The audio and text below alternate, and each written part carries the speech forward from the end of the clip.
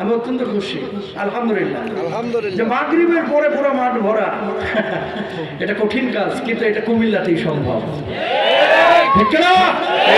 এই অঞ্চলের মানুষকে আল্লাহ মালও দিছে, জানও দিছে।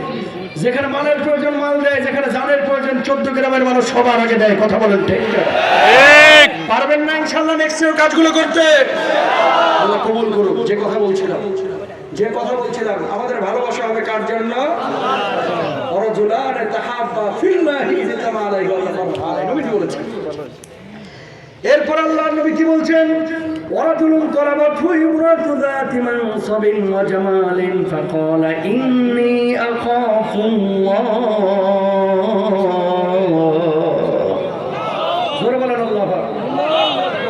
সংক্ষেপে বলি, কারণ অনেক কথা আছে, 5 মিনিট আমাকে শেষ করতে হবে। তাকান, কোনো মেয়ে যদি ছেলেকে প্রপোজ করে ফোনে, তোমার সাথে আমি প্রেম করবো, তোমার সাথে আমি জেনা করবো, তোমার সাথে আমি শারীরিক সম্পর্ক করবো, ওই ছেলেটা যদি বলে আল্লাহ ইন্নী আখাফুল্লাহ, আমি আল্লাহকে ভয় পাই, আমি কোনো মেয়ের সাথে সম্পর্ক স্থাপন করতে পারবো না। অনেক যুবক আছে এরকম, কথা বলে না কেন? যে যুবকদেরকে প্রস্তাব দিচ্ছে কোনো মেয়ে, অনেক মেয়েকে ছেলেরা প্রস্তাব দেয় যে আমার সাথে রিলেশন তোমাকে করতেই হবে।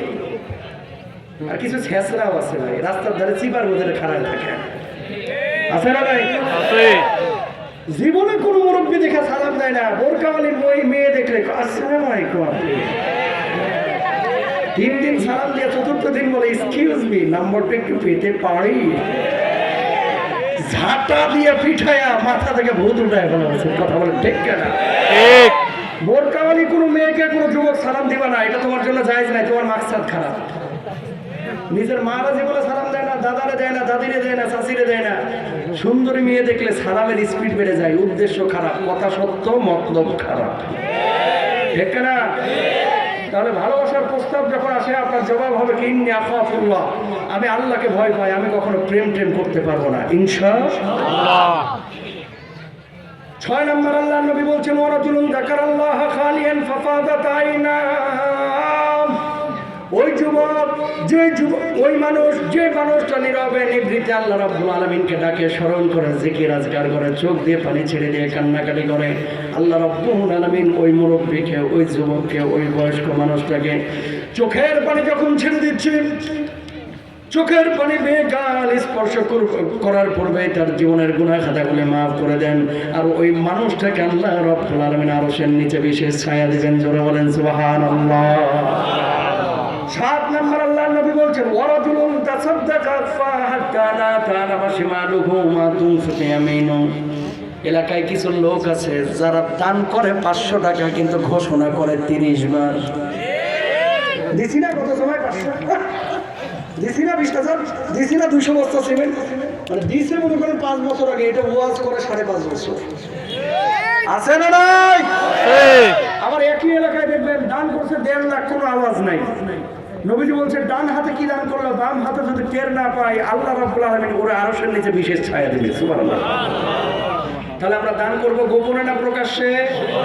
গোপনে। মাহফিলগুলোতে অনেক সময় প্রকাশ্যে দান করেন, এটা জায়েজ আছে। কেন? প্রতিযোগিতা করার জন্য, যাতে করে উৎসাহ পায় আরেকজন। এই জন্য আমরা নামগুলো অনেক সময় ঘোষণা করি।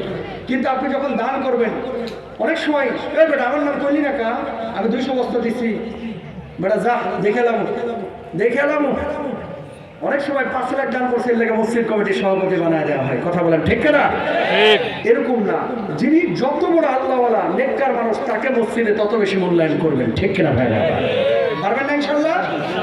তাহলে 1 নম্বর ডানপন্থী দলে থাকার আমরা চেষ্টা করব। 2 নম্বর বামপন্থী দল, এরা হবে জাহান্নামী। কারা? যারা আল্লাহরে মানে নাই, নবীরে মানে নাই, রাসূল মানে নাই, সৎ কাজ করে নাই, আল্লাহর বিরুদ্ধাচরণ করেছে, আল্লাহর জমিনে কোরআনের আইন বাস্তবায়নের জন্য চেষ্টা চালায় নাই। কিয়ামতের ময়দানে এদের কোনো হিসাব নাই। বিনা হিসাবে জাহান্নাম। বিনা হিসাবে কোথায়? জাহান্নাম, ডিরেক্ট জাহান্নাম। আমরা জাহান্নামে যাব না জান্নাতে? আচ্ছা, তাহলে 2টা দল পাইলেন, একটা হচ্ছে জাহান্নামীর দল আর একটা হচ্ছে জান্নাতীর দল। 3 নম্বর একটা দল আছে, আল্লাহ তাআলা বলছেন এরা কিয়ামতের ময়দানে ভিভিআইপি সাপোর্ট পাবে। কি কেমন? এদের কোনো হিসাব হবে না। এরা কারা? যারা শহীদ হয়েছে, যারা ফাঁসির মঞ্চে গিয়েছে। আমার বাংলাদেশের মধ্যে আপনারা বিগত সময়গুলোতে দেখেছেন, কোনো অন্যায় না, কোনো অপরাধ না, শুধুমাত্র ইসলামী আন্দোলনের কর্মী হওয়ার কারণে জালেমদের রোষের উপরে ফাঁসির মঞ্চে গিয়েছে, এরকম যারা শহীদ হয়েছে আল্লাহ রাব্বুল আলামিন তাদেরকে ওয়াসাবিকুন বলেছেন। জোরে সরে বলেন আল্লাহু আকবার।